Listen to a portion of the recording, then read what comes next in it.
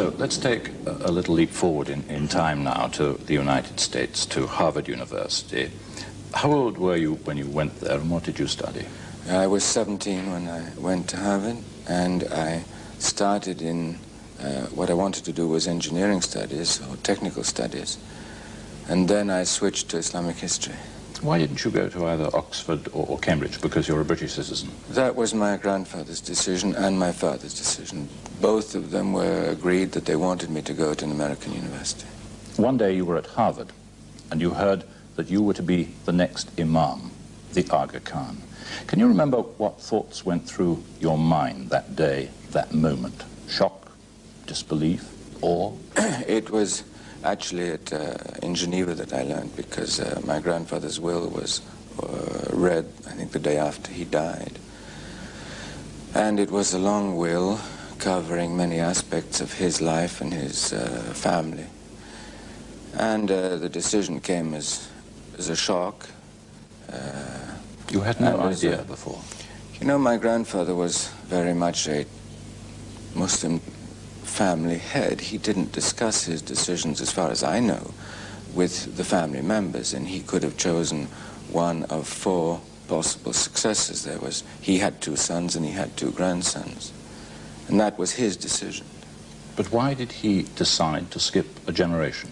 I just don't know. He gave an explanation in his will, which I think, with the benefit of hindsight, is probably the thing that dominated his thinking. He had become Imam when he was 8, and he had been there for Imam for 72 years.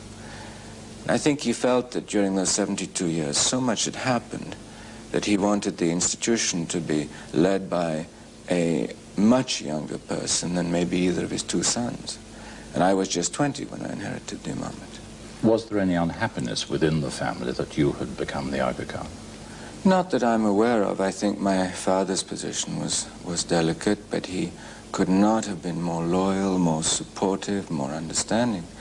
And his integrity in responding to that decision was genuinely remarkable.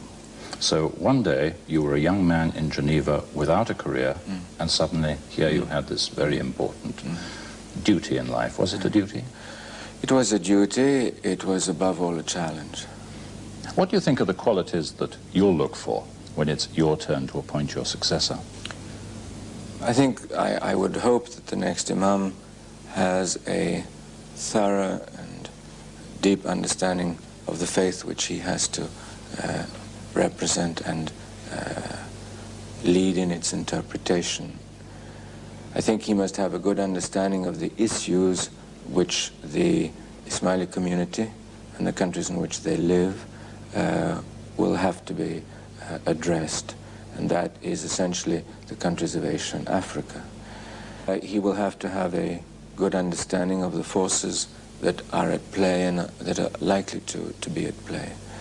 And therefore he's going to have to be, I think, well equipped to deal with a leadership office.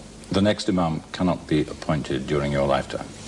He is appointed during my lifetime in the sense that I'm the person who knows who the next Imam would be. But only only me. But he becomes Imam when I die. One of the myths surrounding you is that some people in the West think of you as a living God. Not only is that not true, it is also blasphemous. Absolutely. I mean, as you know, the faith of Islam was revealed at a time when the Arabian continent was idolatrous. And idolatry, all forms of idolatry, are totally prohibited by Islam.